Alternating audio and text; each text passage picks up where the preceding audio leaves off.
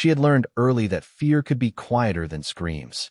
Sometimes it lived in silences, in glances turned away, in decisions made for you before you ever had a chance to speak. When Clara Whitmore was told she would marry the cowboy everyone feared, no one asked what she wanted. They simply said it was necessary, and in her world, necessary things happened whether you were ready or not.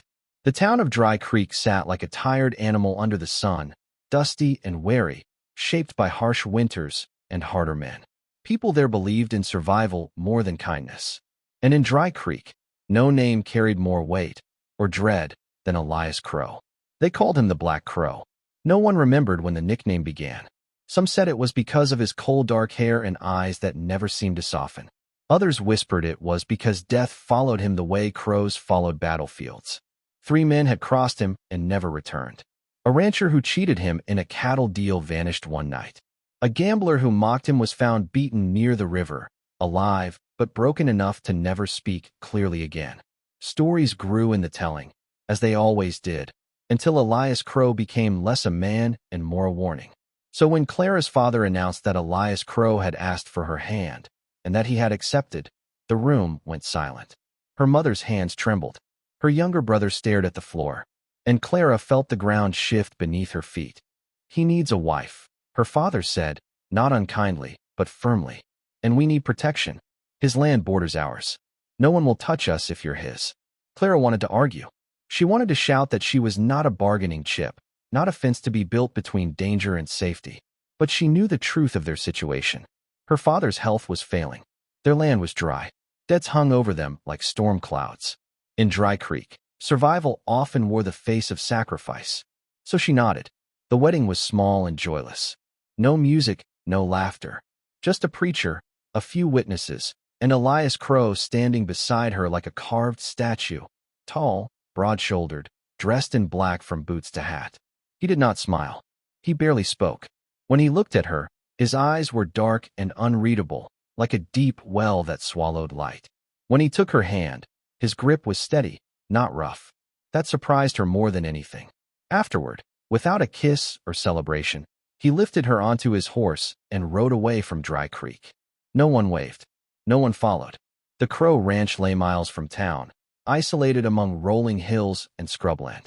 The house was large but plain, built from weathered wood and stone, more fortress than home. As Elias helped her down from the horse, Clara braced herself, unsure of what the night would bring. Inside, the house was quiet, almost eerily so. Everything was clean, orderly, untouched by warmth. Elias removed his hat and set it carefully on a hook. "You'll have your own room," he said at last, his voice low and controlled. "Nothing will be expected of you." She blinked, caught off guard. "Nothing, not until you say otherwise." He showed her to a room at the end of the hall, left a lamp burning, and closed the door without another word. That first night, Clara did not sleep. She lay awake listening to the wind scrape against the walls, to the creak of the old house settling. She expected anger, violence, demands. But none came. Days passed. Elias rose before dawn and returned after sunset. He spoke little, but when he did, his words were measured, never cruel. He made sure she had food, warm clothes, and anything she asked for, though she rarely asked for anything at all.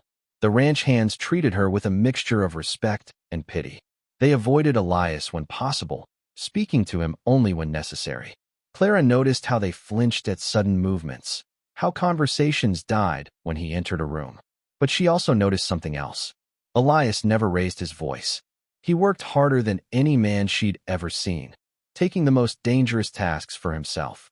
He paid his workers fairly and dismissed those who were cruel or lazy without hesitation. He tended injured animals himself, speaking to them softly when he thought no one was watching. One afternoon, she found him in the barn kneeling beside a lame horse, his massive frame bent gently over the trembling animal. His hands moved with surprising care, his voice barely above a whisper. "It's all right," he murmured. "I've got you." Clara froze, unseen in the doorway. That was the first crack in the story she had been told. Over time, small moments piled up. Elias left fresh flowers on the kitchen table, though he never mentioned them. He repaired a broken chair she loved without being asked. When she fell ill with a fever, he sat outside her room all night, bringing water and medicine, refusing to leave. Still, he kept his distance. One evening, as a storm rolled in, thunder shaking the house, Clara found him sitting by the fire, staring into the flames like a man haunted. For the first time, she dared to sit across from him. "Why do they fear you?" she asked quietly. His jaw tightened. For a long moment, he said nothing. Then he exhaled, slow and heavy. "Because fear is easier than truth." She waited. "I was younger when my family was killed," he continued. "Bandits took everything. The law never came. So I did." She swallowed. "And the stories? Some are true, some are not." His eyes lifted to meet hers, and for the first time, she did not see darkness alone. She saw pain, loss, a depth of sorrow that made her chest ache. "I protect what's mine," he said. "People don't like the way I do it." That night, Clara began to understand. The town feared Elias because he refused to be weak in a world that fed on weakness. He had become the monster they needed so they wouldn't have to face their own cowardice. As weeks turned into months, something unexpected happened. Clara stopped being afraid. She learned Elias's routines, his silences, the way he watched the horizon when he thought of the past. He, in turn, learned hers. He noticed when she hummed while cooking, when she grew quiet at sunset, when she missed her family. One morning, he handed her a small wooden box. Inside was a carved bird, wings spread. "A crow?" she asked gently. He shook his head. "A lark. You don't belong to the dark." Her eyes filled with tears. It was then she realized what lived in his eyes was not cruelty, but vigilance. A man who had learned to stand guard over the fragile things the world liked to break. Trouble came, as it always did. A group of men from Dry Creek arrived one night, drunk and angry, accusing Elias of hoarding water during a drought. Clara watched from the porch as Elias stood alone before them, calm and unmoving. "I'll share what I have," he said. "But you don't come here with threats." One man raised a gun. Clara's heart stopped. Elias stepped forward, his voice steady but cold. "You don't want to do that."